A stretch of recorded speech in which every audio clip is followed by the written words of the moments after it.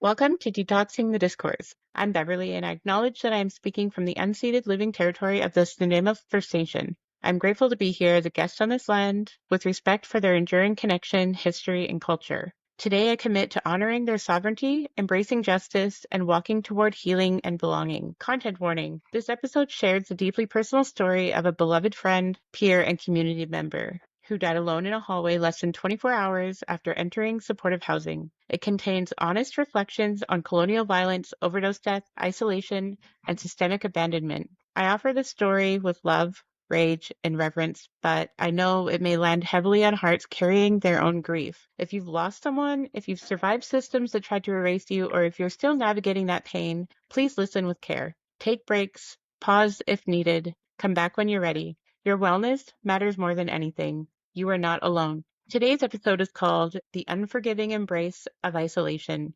Remembering Johnny Foundry, a brutal truth about colonial violence, loneliness, and lost community. Intro. He was alive when he lived on the streets, but he died in an SRO, alone in the hallway, just hours after moving in. He didn't even make it to his room. This episode is dedicated to Johnny Foundry. Alone, overdosed, abandoned. This place, marketed as supportive housing, is sold as a refuge for people who have survived years of trauma, chronic homelessness, and substance use. But here, it became a tomb. Johnny wasn't just a name in a report. He was family, a laugh that cut through the noise of the street, a man carrying trauma heavier than most can bear, but holding on to stubborn hope tighter than fear. He did tell me once that he was sick and tired. Tired of fighting, tired of the game, tired of life on the streets. But even when he said that, we never stopped fighting for him. He was loved deeply by so many of us, no matter where he was. Supportive housing is a kinder word for a cage, a label designed to sound caring, but built on isolation, neglect, and control. Beds might be full, but hearts are empty. Walls keep people in, but no one is there to hold them. The default program here is isolation. This isn't just about bad property management or one tragic overdose. It's systemic violence. It's a pipeline, one that funnels people from street survival straight into isolated death. Not one more person should die inside a building we call home, not when we know better. Today, we tear back the curtain on the Labieaux SRO. Have policies and private contracts built a place designed to fail the most vulnerable? This is the front line. This is where neglect meets profit, and where people like Johnny pay the ultimate price. Part 2, Johnny's journey and the lifeline of community. On the pavement, under the harsh glare of streetlights and beneath the indifferent sky, Johnny found something the system never gave him: community. This wasn't just survival, it was kinship. A web of shared blankets in the winter, a cigarette passed with care, smiles that whispered, "You are seen, you are not invisible." We built a family there on the margins, where the system refused to show up. For Johnny, and so many like him, that fragile network of peers wasn't just comfort, it was a lifeline. When Johnny got the key to 2060 Labio, we all felt a spark of hope. Finally, a place with walls he could call his own. Finally, a chance to breathe, to be able to rest and relax. But Labio wasn't what it promised. It didn't hold space for him. It swallowed him whole. Not even 24 hours later, Johnny was gone. Found cold and alone in the hallway. No OPS to watch over him, no peer support to check in, no one. That's the cold truth behind the promise of supportive housing. It offers keys but no care. Imagine walking down a corridor that looks more like an institution than a hallway. Locked doors on either side, flickering fluorescent lights humming. The silence is so loud it crushes you. It's the absence of life, of connection, of safety. This loneliness made physical in Labio. Loneliness isn't just a feeling, it's a form of violence. I knew Johnny for a short time, but in that time he left a mark, a quiet resilience beneath the weight of everything. The very last time I saw him, he told me he dreamed that we were getting married, but I knew then that the dream wasn't about love or romance. We weren't like that, not even close.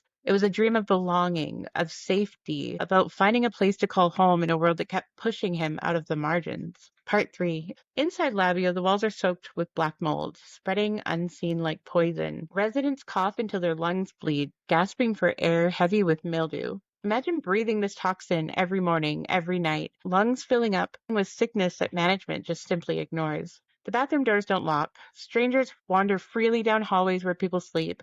Break-ins happen in the dead of night, tearing at the fragile sense of safety. This isn't just fear, it's re-traumatization, a violation of body and mind inside a space that should offer refuge. Residents are forced to use alone, under threat of eviction if they admit to substance use. As substance users, we are extremely familiar with all of the intimate details of how to look after each other. The very pure wisdom, the community knowledge that helped us to keep each other alive on the street is erased here. No one to look out for you and watch your back. No overdose prevention sites, no harm reduction workers, only silence as people die in isolation. Basic amenities are denied. No fridge, no hot plate, laundry machines broken for months. Residents live in the same clothes they sleep in. There is no dignity here, no warmth, no choice, just barely bare minimum survival day after day. In the winter, heaters go dead, leaks drip onto beds, soaking mattresses, carrying mold spores and despair. Maintenance requests disappear into a bureaucratic black hole, ignored, forgotten, neglected. Residents' pleas for basic repairs go unanswered. Their health sacrificed. Isolation and arbitrary punishment. There's no community spaces, no places to gather, to connect, to reclaim some shred of humanity. Hallways stretch long and empty, lonely as prison blocks. You're not even allowed to invite your family or friends into your home to visit. Residents have their benefits cut without warning, punished for simply asking for help. Labieaux isn't housing, it's a warehouse, a brutal containment facility where society shelves those it deems disposable. Part 4, Systems of Harm, Not Help. Housing first, it sounds like a promise, a commitment to putting people into homes without preconditions. But what good is housing if it ignores the very people it claims to serve? If it disregards harm reduction, peer-led supports, and cultural safety? Here in BC, the system rewards occupancy rates. Beds filled are treated as successes, but those lives behind the numbers, they vanish into silence when the system prioritizes contracts and quotas over care. Private operators skim profits, shielded behind complex contracts. Complaints vanish into bureaucratic dead ends, accountability practically non-existent. This isn't just mismanagement, it's systemic dispossession. It's the same cycle, stripping people of connection, culture, and safety, then isolating them in systems designed to forget them. We saw it in residential schools. We saw it in the foster system. Now we see it in SROs, concrete boxes with locked doors, where people are left to die unseen. This is not care. This is containment. Part 5. This is not an isolated incident. Just one link in a chain of systemic abandonment. Across Nanaimo, across BC, SROs decay in silence. Buildings rot, residents die alone. Stories flood in, mice crawling through walls, bedbugs feasting on skin, doors left unlocked while strangers roam. Isolation isn't a flaw in the system, it is the system. People sealed between four walls that are built to hide human suffering. This is geography marked not by place but by disposability. Behind every locked door is a failure, a system that whispers, "You do not matter," down every empty hallway.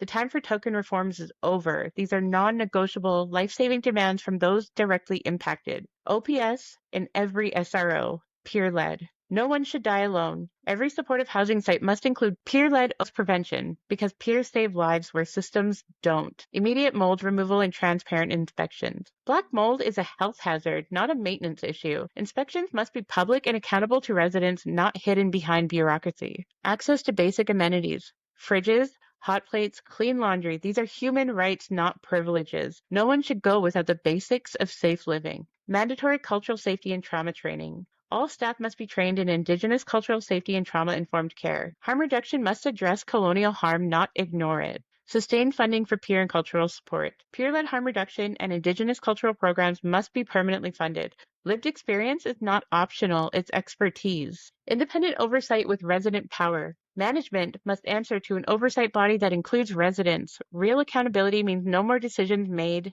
without us. Communal spaces and peer connection. Housing must be more than shelter. It must rebuild kinship and connection. Isolation kills. Community keeps us alive. This is my call to action. Join the fight. This work is bigger than any one person. It's a movement to transform systems that have failed us for too long. You can join the fight. Write your MLA.